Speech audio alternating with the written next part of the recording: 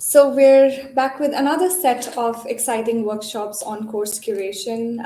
We've had an earlier session where we spoke to Professor David Ruccio and Professor Jayati Ghosh about the course curation in international economics and on political economy. And we're having this second set of course curation workshops as a part of the sessions today. I'm Surbhi Kesar. I'm a lecturer in economics at SOAS London. And with me is a very exciting set of panelists whose reflections I'm very keen to hear about their process of course curation. We have with us Anand Shrivastava, who will be talking to us about microeconomics course curation. We have Danielle Guizzo, who will be talking to us about history of economic thought. Devika Dutt on international trade, Ingrid Kvangraven on international development, and Sara Stevano on feminist political economy. What I'll do is basically pose a question to them in terms of their initial reflection on a question, after which we will move to workshop sessions where each of them will have time to talk to you about particular processes and in the details of the course curation. The idea will be that you can go and join different tables in the session where each of the speakers will be tabled and talk to them about their course curations. So to begin with, may I please invite Anand Shrivastava, who's an associate professor of economics at Azim Premji University. His research interests include labor, social stratification, and complexity. I personally have learned a lot from Anand on various of these issues, and I'm very happy to be engaging with him again today. So Anand, over to you. Thank you. Thanks so much, Surbhi, and thank you all for joining this session. So I've taught a number of courses in microeconomics at different levels, right? Intro, intermediate, advanced, and so on. So a microeconomics course is both an easy and a difficult course to design. It's easy because across, so if you take the example of intermediate micro, a second year undergraduate micro course, pretty much most universities would have the same course, right? If you go and search course documents that are available online, most of them would be using intermediate micro by Varian. The universities that like to do more math would be doing Varian plus a slightly advanced book, sometimes advanced Varian, and and that's it. And if for some reason you want to do something else, you're pretty much on your own, right? And there are very few courses around that you can look at and decide what to do. So that's the reason it's a little hard if you want to do something else. So I think we should do something else. And I'll tell you a little bit about what my thought process is about thinking about microeconomics courses. I'll just bring up my notes just so that I don't miss anything. So micro has been taught in a particular way across time, and it is taught in a particular way across space, which is the same way, right? So the Variant textbook came out in 87. Samuelson's book was there before, and it's pretty much the same. But context matters, right? So in time, right? So what were relevant questions that should be addressed by microeconomics in 1987 are not the same questions today. And microeconomics is not done the same way today, right? So if you look at mainstream microeconomics papers coming out, it's not what is being taught, right? There is a lot of game theory. There is a lot of behavioral experimental economics. So it's not that the college courses are the same topics and what is happening in microeconomics research are the same topics at a higher level. They are like two different things, which is why I think that that micro courses should have much more about strategic interactions, about social preferences, about the things that microeconomists today talk about, rather than what microeconomists were talking about 50 years ago. Context also matters in space, right? If you ask me why I'm teaching micro or why a student should learn micro, my answer would be that it helps the student understand the world around them in some way, right? So the course should have something to do with the world around them. And if you have the same course being taught in United States, in Europe, in India, it will not connect to the world around students. Different places have different realities, different histories, and the course needs to reflect that, not just in the examples that we give, but also in the models that are taught, right? A dual economy model probably would be much more relevant in a developing country versus some other model elsewhere. I remember when I was doing micro, in a chapter on labor, there was this model which had this thing called unemployment benefits.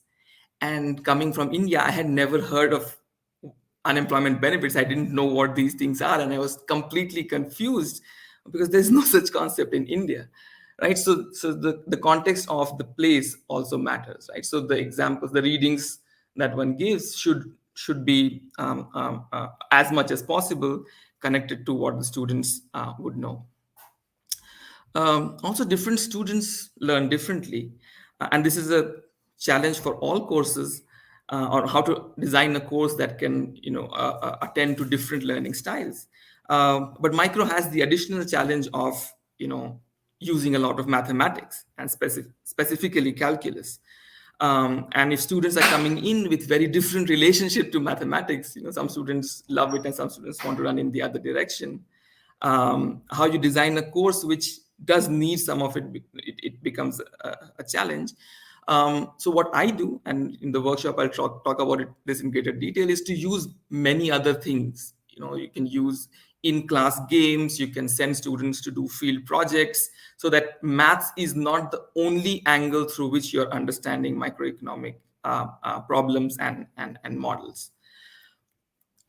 And the last thing I quickly want to talk about course is a very important thing, which is assessments, right? So when you design a course, you're thinking about how to assess that the student has understood. And again, the typical thing to do would be to have exams and students, do problem sets and come and write exams. But if you actually think of microeconomics as a way to understand the world around, then it opens up many new kinds of assessments that can be done. Is a student able to read a newspaper article and understand what it is saying? Is a student able to go and visit a local marketplace and understand how price is being set there? These are all not as easy to do as an exam, which is standard thing which everyone writes, but they are very interesting, and they also address the fact that different students have different learning styles, and some of these assessments may work better with the students who may not do so well on exams or may not do so well with maths. So these are the broad things that I think about. The courses that I have taught in microeconomics, I like following a textbook wherever possible and then supplementing it with a lot of other readings. The textbooks that Sam Bowles has written, I find them very, very amenable to doing the kinds of things that I want to do in a micro course. So that is pretty much what I use. So I'll stop there and let Surbhi go on with other speakers. Thank you. Thanks, Anand. I would like to point out, Anand is one of the faculty members at Azim Premji University whose, office or in other spaces, you'll always see him surrounded by students asking so many questions. It's always such a welcoming environment and such a non-hierarchical relation that he has with the students, something that I would always, look forward to cultivating with mine. So thank you, Anand. Thanks. So moving on, may I request Danielle Guizzo, who is a senior lecturer in economics at the School of Economics, University of Bristol, to share her thoughts on history of economic thought course. Danielle has her research expertise is in the areas of history of economics, political economy, and economics education. And she's currently working on topics such as history of heterodox economics, the sociology of the economics discipline, diversity and decolonization, and the political economy of education. She's a co-founder and steering group member of DECON, Diversifying and Decolonizing Economics Initiative, and she currently serves as the management committee member for Association for Heterodox Economics and an editorial board member for Journal of Economic Issues. Thank you, Danielle. Over to you. Hello, everybody. Thank you, Surbhi, for the introduction. It's such a pleasure to be here on this roundtable with many familiar faces and to see so many familiar faces in the audience as well. So I will be very brief. I think I'll use the 5 minutes very quickly, but hopefully I'll be able to introduce some of the main ideas of how I approach a course of history of economic thought. And then later on, I'll be happy to share any further insights on the sessions or answer any of the questions that may come up. So I've been teaching history of economic thought for a while.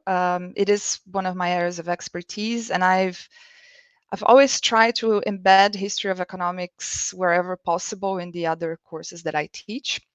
I see the history of economic thought field as being pluralist on itself. So what we do as historians of economics, it is something that I would call it is a pluralist field. We cover the history of mainstream, we cover the history of heterodoxy, we cover so many topics, and we show how this evolution of ideas happens. The problems that I see with the history of economic thought is not really about the lack of, let's say, pluralism. The first problem that I see in history of economic thought, it is that sometimes it's not taken very seriously in the economics curriculum, especially in the global north. So especially in the UK and the US, it is a field that has been left aside in comparison to the macro metrics. And so this limits us in the sense of how we can actually have the space to give a proper course and how we can actually implement a course on history of economic thought. And the second problem that I see is that the courses that have survived, the history of economic thought courses that have survived, I think they tend to present a very linear evolution of how history has evolved. And usually they tend to focus on individuals. And these individuals, they tend to be old white men, especially in the UK and more the recent history from the US. So I don't have a solution for the first problem, which is to make history of economic thought to be taken seriously in the curriculum. But I would like to focus maybe here on how we can think about the second issue, and key elements that I would bring that I would like to maybe discuss further is to think about the issue of pedagogy, the reflective practice, and the content of how we develop a history of economic thought course. So when we think about the pedagogy, is really what to expect students to have. So by the end of their course, what do we want them to achieve? So there are different pedagogical approaches on how we can discuss that. We can think about more of a liberal approach, that it's really we just want students to think of themselves, and here are the competing schools of thought. The way that I like to approach this is more using the critical pedagogy approach. So it's really to show that we have different ideas, but the evolution of these ideas is by not means linear at all. So it's really the result of these ideas are the product of conflicts, they're the product of debates, criticisms, power, and also the idea that in certain contexts you try to mimic whatever the ideas are being developed in the US and the UK.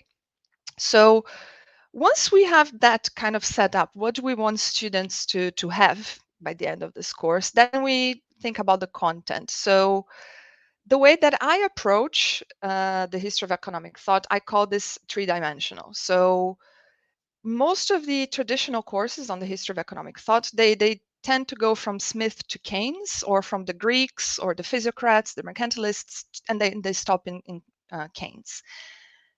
I think that we have to cover that, but I think so much more has happened after Keynes. I mean, what we see in economics being today is the result of what happened a lot after Keynes as well. So my approach is that we have to cover a lot of the recent history as well. And when I said three-dimensional, I think about three ways on covering each topic. So each topic, each school or approach. So I think about first to bring students to the context. So not just to understand the deep theory and the survey of the core ideas, that's one, but also to understand the context. So how these ideas have emerged, what are the debates, what is being discussed there.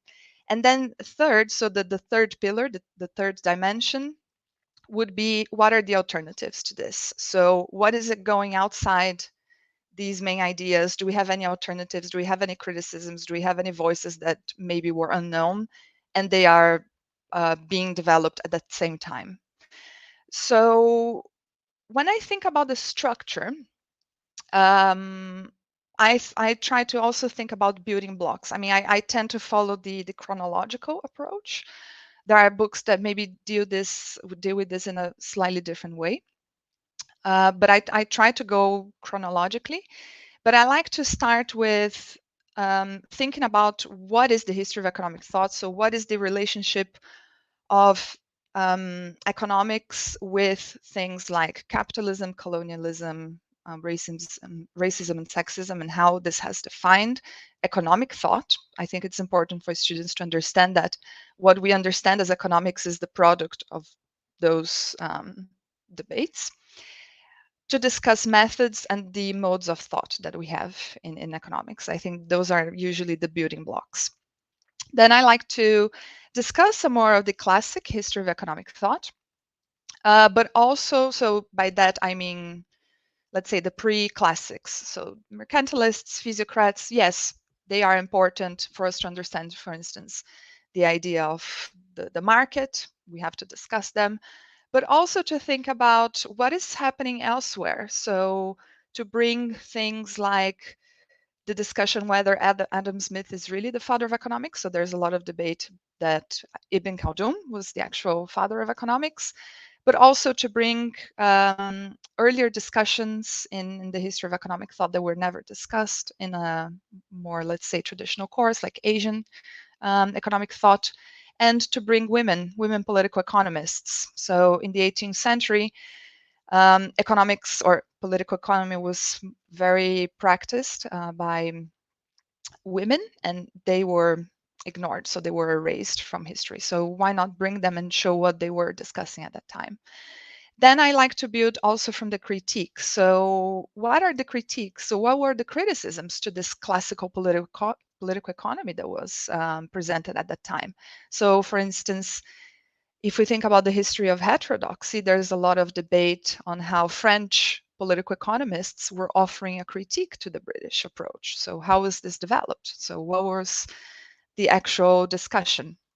And then I bring students to the more, let's say, late 19th century, 20th century approach, and then show how the evolution of orthodoxy and heterodoxy, so the evolution of these different schools happened through time. I know I'm running out of time, so I'm gonna finish here, but I can offer some more references in terms of books, and yeah, I'm happy to answer any questions afterwards. Thanks a lot, Danielle. I guess we'll have a lot of questions for you as we move to the roundtables and discuss your course in much more details. If I may now request Devika Dutt, who will be speaking on international finance and international trade. Devika is a Berggruen Fellow at the University of Southern California in Los Angeles, California. She is a PhD in economics from the University of Massachusetts Amherst with specialization in international finance, macroeconomics, political economy, and development. She's also a consultant to WHO on economics of health for all and is a research fellow at the Global Development Policy Center at Boston University. Her research is focused on political economy of foreign exchange intervention, central bank swap agreements, the political economy of development policy, and macroeconomic policy in developing economies. And she's also a member and a co-founder of Diversifying and Decolonizing Economics Initiative. Thank you, Devika. Sorry, thanks for the generous introduction, Surbhi. I'm just gonna start my time so I keep to it. Okay, this is really exciting, and in a way, I feel like a bit of an imposter because I think everyone else here has far more experience teaching than I do. Nonetheless, I guess like it's nice to get perspective from like new teachers as well, perhaps. So yeah, that's what you can think of me as. So the benefit of teaching a course like international trade or international finance or international trade and finance is that like it's extremely relevant for what's happening in the world. And I think that kind of explains why I want to study, why actually my research interest as well, because as many students of economics are motivated by trying to understand, change the world, but at least, understand it. And so in order to do that, it's very important to ground what the course is about in what's happening in the world. And that's extremely easy to do that in a course such as international trade or international finance. And so I think any element, like any course such as this, should focus on that. However, usually like in curricula, international trade and finance are often like upper level courses where students have already taken a micro, macro, or whatever, some sort of grounding in what we would say is basic econ theory. And there's a tendency to sort of like follow textbooks. And again, there's nothing wrong with textbooks, but sort of like, follow the pattern in textbooks, go from the progression of a theory as determined by the author of the textbook. And, and honestly, I find that exceedingly boring. And I think as a person who, who developed their interest in these topics from like courses that were taught, I like to follow like not necessarily the opposite approach, but mostly like realizing, I think as Anand mentioned in his brief comments, is that a lot of times when these textbooks were written, the landscape of the subject that you're teaching and studying was completely different. And often, even though they make new editions like every other year, they're not updated to that extent. Like it's truly bizarre to me that if you take a textbook of international trade, it starts from the gravity model. Like has anyone read a paper of like trade recently that uses the gravity model to explain trade? Like that's bizarre. Okay. And so there's no point for us to start out from a theory that literally nobody uses to explain anything in the world. And so therefore, like it doesn't, so like I feel it's important for us as instructors to make sure that we only include things that are relevant, and also instead of like following all the textbook theories, instead introduce topics and things that are happening in the world that are going to excite students and make them interested, because that's the best tool we have to make sure that students are excited and engaged in what we're teaching. So in general, like this is something I learned from the online course that Perry Merling had on money and banking, about how he likes to start out by reading the Financial Times. That's funny, like that's a practice that I've adopted in my teaching, is that every time I try to, not every time, or at least most times, I try to start the course with talking about what's happening in the world and how what is it that we're learning right now can explain that. And especially if you're teaching trade right now, it's like examples are everywhere. The supply chain crisis that is plaguing all the world and like is causing problems of inflation. That's like a great way to motivate if you're teaching global value chains. If you're just teaching, again, like flying geese model, once again, you will not find the flying geese model of international trade in most textbooks, but it's also pretty relevant in a way to think about like trade and development and also supply chain issues. And so things like this you would like want to reintroduce, and it's really easy to do that because like you have real world examples of why that's relevant and what's happening in the world. And most importantly, I think apart from like the issues of textbooks and what's happening in the world, I think it's very important, like this is sort of the idea of like how I would structure a course to answer that question, is to, and again, like this is the first time I'm writing a book right now, but I think it's good to think of like teaching a course like you're writing a book about something. So the first thing you have to tell the readers or the students in the class is, why should you be interested in studying what you're studying?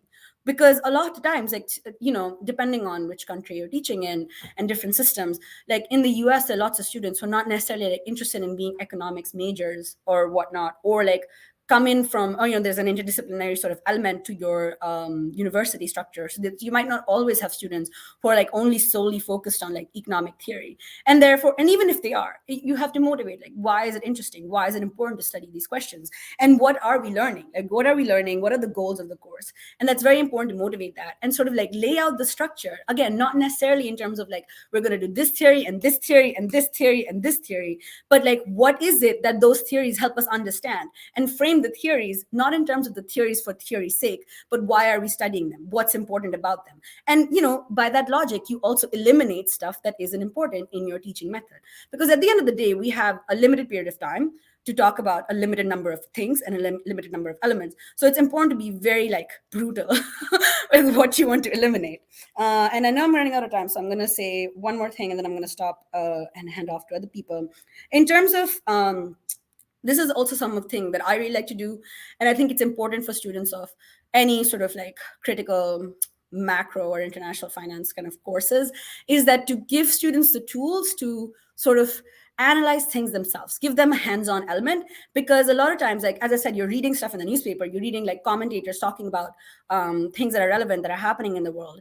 But sometimes, like, they present data and charts, but can the students like critically analyze what's happening? Because a lot of times there's so many bad graphs out there, there's so many bad data presentations out there, and sometimes they're just propaganda. So it's really important for like to give students the tools to how to understand these data and where to find the data if you want to answer certain questions.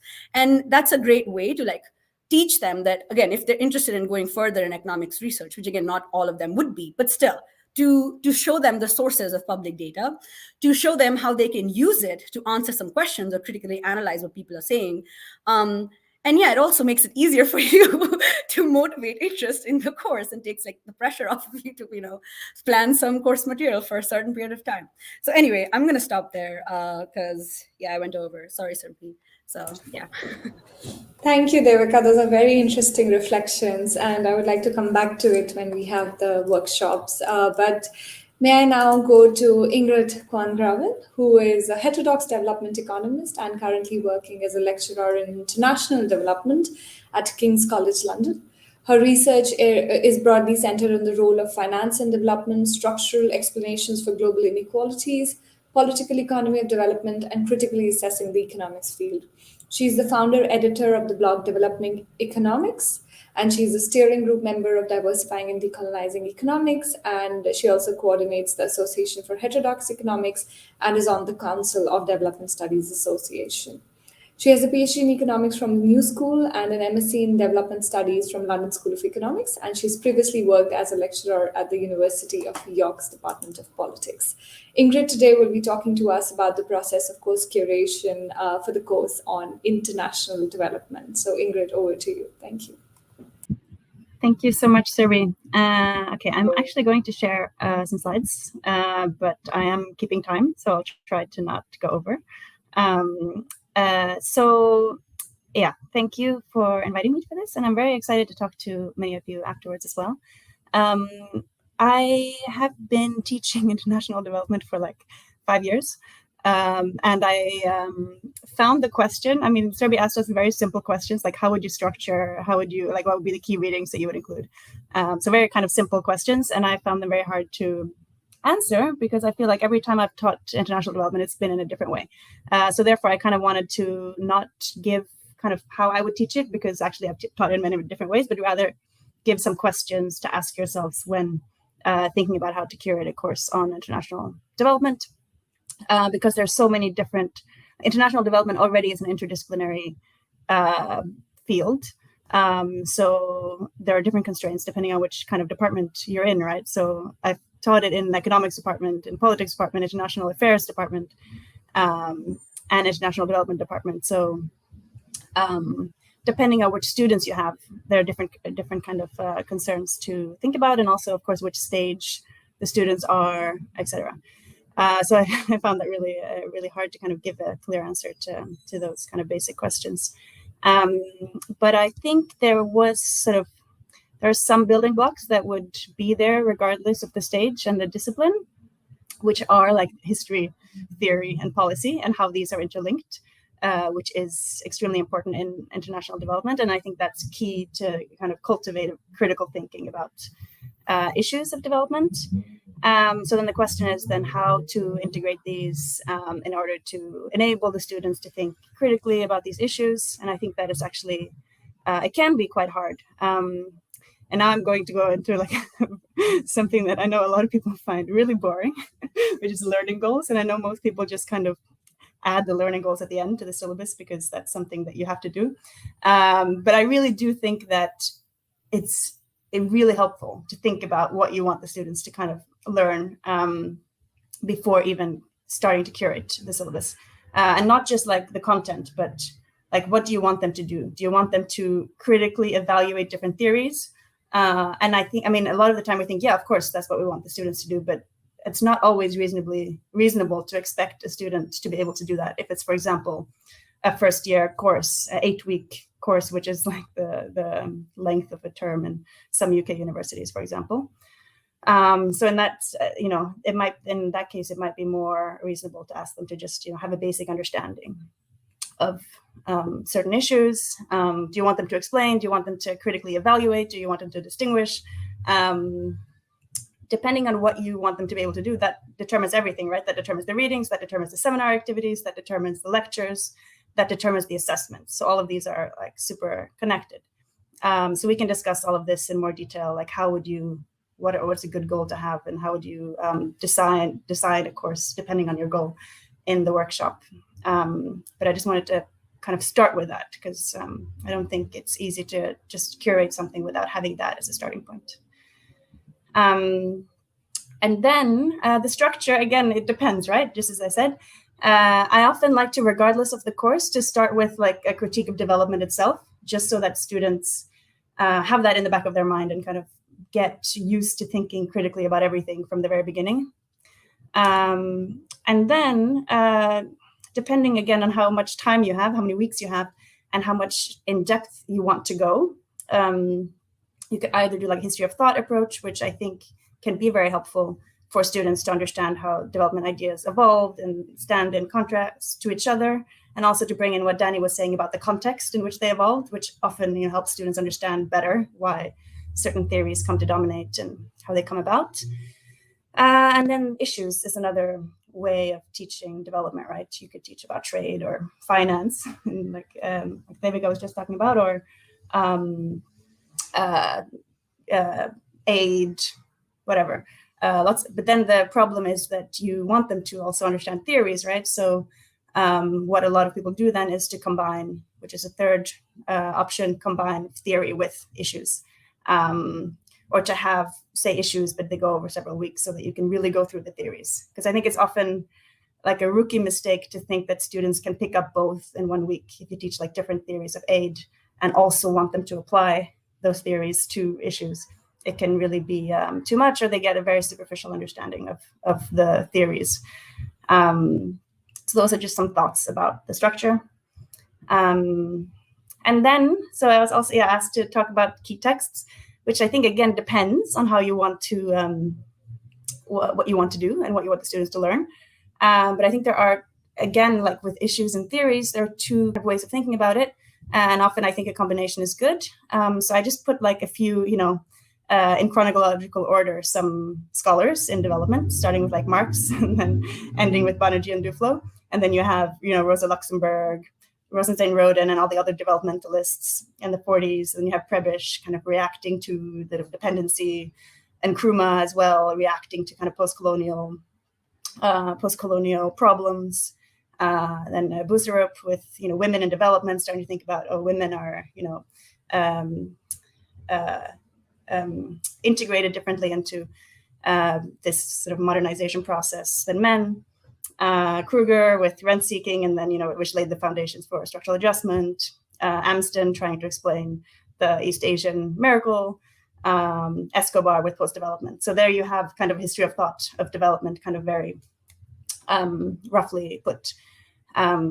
So that's, one way you could structure your course around these key texts. And then the other way of approaching key texts in development that I also think can be very helpful is to look at, so Danielle was talking a bit about the neglected scholars in history of thought, right? And of course, in development, there's also a lot of neglected scholars.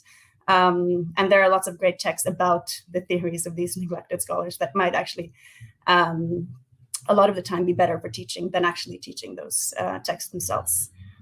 So I put a couple of sources there on that. And then there are also great articles that are really helpful for students that compare theories and apply them. And then, because that's an example of how to critically engage, right? So then students can learn from that rather than expecting them to always be the ones who critically evaluate theories against each other. So there's for example, a really good article comparing varieties of capitalism to dependency theory in light of development in Latin America, which is quite good. And of course, Naila Kabir's, this is a really, really good article for teaching actually on comparing findings from randomized controlled trials to her qualitative study of the same households or the same areas, the same problems in India and Bangladesh, I think, and then seeing what the different findings are. which again helps students see like in concrete ways how different approaches produce different results. And then, of course, I also mentioned history, and history isn't just about like history of thought or like looking empirically at what has happened historically, but also, oh, I'm going over time, aren't I? Sorry. Anyway, I'm wrapping up now. But on the histories, there are also different ways of understanding the histories, right? So there's also a pluralism of histories. So when teaching Amsden, you could then, for example, also teach Eckert to give an alternative historical explanation of the rise of South Korea. I won't talk about these because I don't want to take the time away from Sara. But all of these are things that we can talk about in the workshop. And I have some more questions as well on the next slide, but we can talk about that later. So thank you. Thank you, Ingrid. Very exciting insights as well, I guess, things that I would like to draw on in my own development economics courses as well. So thank you. Finally, we have Sara Stevano, who will be speaking to us today about feminist political economy. Sara is a development and feminist political economist. She's a senior lecturer in economics at SOAS, University of London, after having held teaching and research positions at University of West England and King's College London. Sara has designed and taught courses in feminist economics, political economy at SOAS, and at University of West England in Bristol, Institute of Economic Justice in Johannesburg, and Central European University in Budapest. Sara is also writing a textbook entitled Feminist Political Economy, a Global Perspective, with her co-authors Sara Cantillon and Dr. Odile Mackett. And with that, Sara, over to you. Thank you. Thank you so much, Surbhi, for the very nice introduction, and it's a pleasure to be here. So the first thing to say about feminist political economy is that this is an example of a course that can help us extend the economics curriculum. So instead of trying to change the economics teaching from within, as it can happen when one teaches microeconomics, feminist political economy is one of those courses that could be added to make the economics teaching more complex and pluralist. And in this sense, there is not a lot of guidance in terms of textbooks that could be used. And in fact, to my knowledge, for example, in the UK, which is where I'm based, there are only 2 economics departments that offer a specialized course in feminist economics or feminist political economy. So it's quite, if you want, a niche field when it comes to the teaching of economics. Now, if I can share just one slide without wasting too much time, I would like to show you. Can you see my slide? Yes, Sara, we can. Yes. Great. So this is just to show a couple of outlines of what feminist political economy course could look like. So what you see on the left-hand side is the outline of the textbook that I'm working on with the co-authors that Surbhi mentioned at the beginning, Feminist Political Economy, a Global Perspective. And then on the right-hand side is the outline of a course that I taught as part of a collective group at the Central European University last summer. And the title of this course was Feminist Political Economy, Concepts and Tools to Understand Intersecting Inequalities. So now, while you can look at some of these topics so that you have a sense of some of the themes that are covered in feminist political economy, I would like to share with you some reflections on a couple of questions. And similarly to Ingrid, these questions are some of the basic questions that one needs to ask themselves before designing a course in feminist political economy, because as Ingrid was mentioning, I've also been teaching feminist political economy or feminist economics in a variety of contexts, and it's never quite been the same. And I think it is true that this depends on a number of factors, and one of them is who the course is designed for. So the first question I'd like to reflect on is who is the course for, and how does that inform the way in which the course is framed and taught. So here, of course, we could be mentioning a number of things, but a key issue to consider is that a course in feminist political economy could be offered to students and participants with a background in economics and or political economy, but also to students from across the social sciences who might not have a specific background in economics or political economy. And this is quite significant because at the origins of feminist political economy, there is a desire to develop a strong critique of mainstream approaches to economics and political economy for their gender-biased and sexist nature. So I think it is always important to position the field through this oppositional stance to the mainstream. But of course, when the students do know the mainstream in economics and political economy, then this oppositional stance can be very effective and powerful, and so it can be emphasized very strongly. Now, when the students do not have that kind of a background, I still like to frame the course that way, but of course, more time is needed to explain some of those debates. And so one way of doing this, for example, is to explain how in economics and political economy there is a tendency to explain economic issues by creating dichotomies and divides. Examples are the divide between paid and unpaid work, or the divide between the private and the public sphere. And feminist approaches are very much about overcoming these divides, but of course, all of this needs to be very clearly spelled out for students who come more broadly from the social sciences and not specifically from economics and political economy.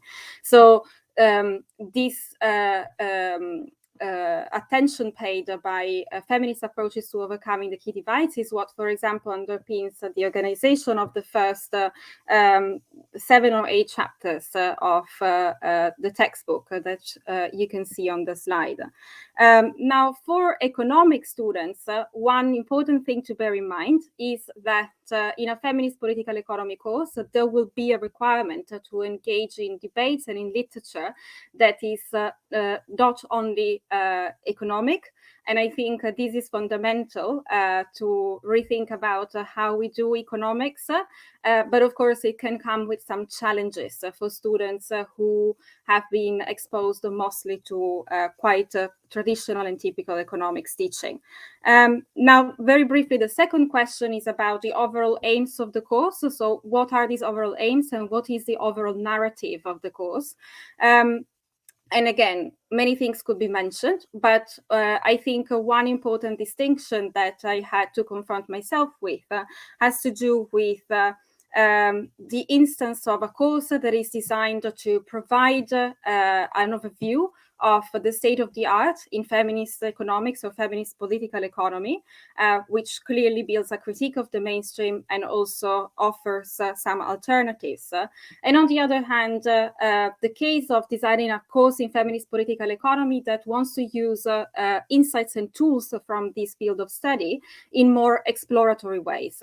So in the first instance, I would expect that the course focuses predominantly on gender issues and on foundational blocks of knowledge in feminist political economy.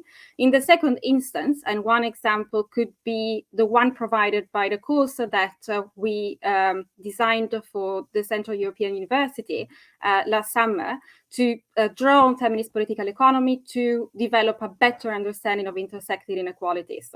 And here, systematic guidance is a little bit more lacking.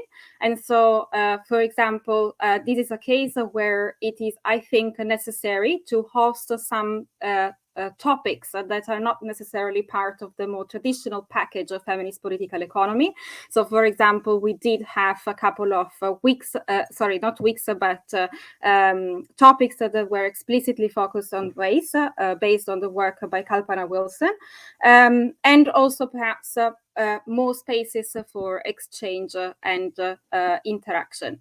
So hoping that I haven't taken too much time, I think for now I stop here, but I do also have a slide with some resources that I can share in the workshop later. Thank you. Thank you very much, Sara. Very interesting, and I'm actually very much looking forward to co-curating and co-teaching the courses that we're supposed to in the coming term. So I have a lot to learn from that. What I'm going to do is, without taking any more time, talk to you about how we're going to run these workshop sessions. From now on, what we're going to do is we will move to separate tables in the virtual lounges, and the attendees will be asked to join the lounge, or rather join the table for whoever's course curation you would want to be. Whichever person you would want to engage with more in terms of their course curation process. Each of this will run for about 35 to 40 minutes, and the idea is to get into the details of this course curation process. A couple of things to note. There's going to be a rapporteur and a supporting person for each of these sessions. We have in total, we have 5 sessions, and the rapporteur for the sessions are for History of Economic Thought, that Danielle will be running. The supporting person will be Nicolas. For International Trade and Finance, it will be Jay. For Feminist Political Economy, it's me. For Microeconomics, it's Haske. And for International Development, it's Raghav Chakrabarti. So I would request you to join those roundtables. And just want to say that these are the kind of conversations that we're trying with the iNet Education platform to move forward, so that we can exchange more ideas in terms of the course curation process and make it like a very exciting endeavor. And to, as we've talked about earlier as well, to recenter teaching in the entire academic process, which tends to be falling through the cracks with this entire, highly competitive environment of research and publishing. So on that So note, very quickly, how do we yes. find the lounge? I can't find it anymore. The arrow has disappeared. All right. So let me request the technical support person. Okay. On top. Click on the lounges on the top panel, and all the tables can be found there. I cannot see that. Okay, so it's not just me, right? Okay. Yeah. No, it's not just you. Now it's gone. Because it was there before, and now I don't see it. So Yeah, me neither. I can see people going through the sessions. Because the back button disappeared, right? Yeah. Yeah. Let me see if I can. you won't be able. Okay, that's fine, but I can't see how to go there. Hi, Ramon. Can you tell us, like, how do we get there? Because we can't. Okay, guests will know where to go, but what about us? How do we go? They can have their own little debrief. So for everyone in the session, okay, so we'll be instructed how to go there. And for everyone in the session, you can already join the roundtables where we will meet you. So the browser back button, or because there used to be a back button over here. Right, so we don't have to do anything from what I understand from Ramon's message. We will, he'll direct us to it once the session closes. Okay. I'll just sit. Thank you.